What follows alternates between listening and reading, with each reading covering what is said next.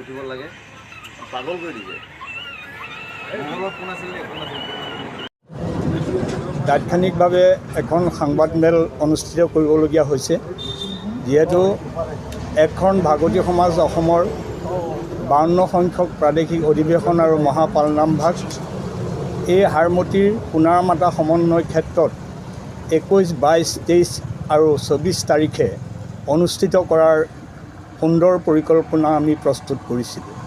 কিন্তু আমাৰ এই দুৰ্ভাগ্য, প্ৰকৃতিৰ প্ৰতিকূল পৰিৱেশৰ কাৰণে আমাৰ মণ্ডপৰ যিখন স্থলীভাগ আছিল, সেই স্থলী সম্পূৰ্ণৰূপে ব্যৱহাৰ অনুপযোগী হোৱাত আমি আদৰণি সমিতি সম্পূৰ্ণৰূপে মানসিকভাৱে আমি মনোকষ্ট পাওঁ আৰু ভকতক পৰিচালনা কৰাৰ ক্ষেত্ৰত আমাৰ যিটো দুৰ্দশা আহিব, এই দুৰ্দশা আমি কেনেকৈ নিৰাময় কৰিম, এই সম্পৰ্কত আমি জিলা সমিতি আৰু আদৰণি সমিতিয়ে যুটীয়া এখন বৈঠক আহ্বান কৰি তাৎক্ষণিকভাৱে আমি সিদ্ধান্ত ল'লোঁ যে আচলতে সমগ্ৰ অসমৰ বিভিন্ন জিলাৰ পৰা অহা ভকতসকলক আমি সেৱা শুশ্ৰূষা কৰিবলৈ হ'লে এই স্থানকণ আমি সলনি কৰিব লাগিব।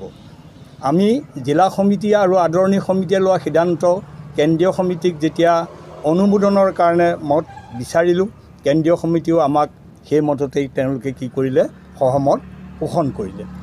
সেয়েহে আমি এই 52 সংখ্যক প্ৰাদেশিক অধিৱেশন আৰু মহাপালনাম ভাগ ইয়াৰ পৰা স্থানান্তৰিত কৰিবৰ কাৰণে যিহেতু আমাৰ জিলা আয়ুক্ত মহোদয় আমাৰ সভাপতি আছিল, সভাপতি মহোদয়ক যোৱাকালি আমি লগ কৰিলোঁ।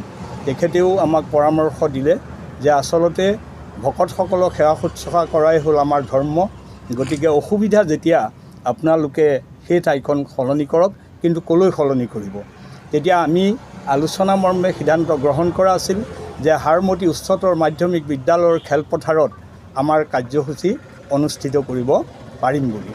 আৰু আমি এই সম্পৰ্কে আয়ুক্ত মহোদয়ক লগ কৰাৰ পাছত বিদ্যালয়সমূহৰ পৰিদৰ্শকদেৱক লগ কৰিলোঁ। তেখেত ইয়াত নাছিল যদিও টেলিফোনিক বাৰ্তা হ'ল, তেখেতৰ লগত আমি আলাপ কৰিলোঁ। তেখেতে ক'লে যে আচলতে আপোনালোকে আজি তাৰিখত আমাক মাতিছিল, কিন্তু মই ক'লোঁ যে আমাৰ এই খবৰটো অতি সোনকালে আমি যিহেতু প্ৰেছ বিবৃতি দিব লাগিব, কাৰণ বিভিন্ন জিলাৰ পৰা আমালৈ খবৰ আহিছে যে ভকত বৈষ্ণৱ আহিবৰ কাৰণে তেখেতলোকে ব্যৱস্থা গ্ৰহণ কৰিছে, গাড়ী ভাড়া কৰিছে। গতিকে আমি যদি তাৎক্ষণিকভাৱে প্ৰেছ মিট নিদিওঁ তেতিয়াহ'লে আমি সমস্যাত পৰিম। তেতিয়া বিদ্যালয়সমূহৰ পৰিদৰ্শক মহোদয়ে আমাক জনালে যে আপোনালোকে প্ৰেছ মিট দিয়ক।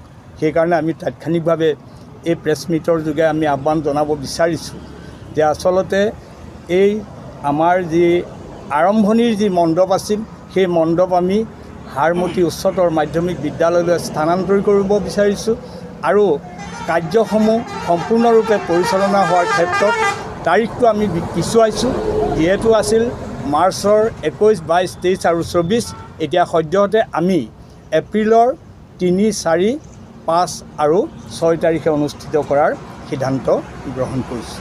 আৰু আমি সমগ্ৰ ভক্তপ্ৰাণ ৰাইজক, কেন্দ্ৰীয় সমিতিক, জিলাসমূহক আমি অনুৰোধ জনাইছোঁ, আহ্বান জনাইছোঁ যাতে তেখেতলোকে পূৰ্ণ উদ্যমে আমাৰ এই আদৰণি সমিতিৰ লগত সহযোগ কৰে।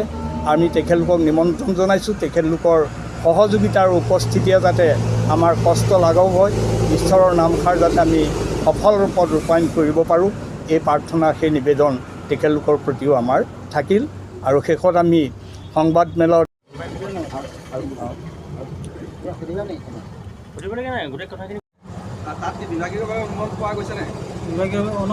বিভাগীয়ভাৱে আমি অনুমোদন লৈছোঁ, বিভাগৰ সভাপতি। গতিকে আয়ুক্ত মহোদয়ক যেতিয়া আমি পৰামৰ্শ লৈছোঁ, বাকী বিভাগসমূহক আমি আগতে যেনেধৰণে আবেদন কৰিছিলোঁ, এতিয়া পুনৰ আকৌ এখন আবেদন আমাৰ যে তাৰিখ পিছুৱাইছে আমি জনাব লাগিব আৰু নিশ্চয় আমি বিভাগীয় অনুমোদন পাম বুলি আমি আত্মবিশ্বাসী। আগৰ দৰে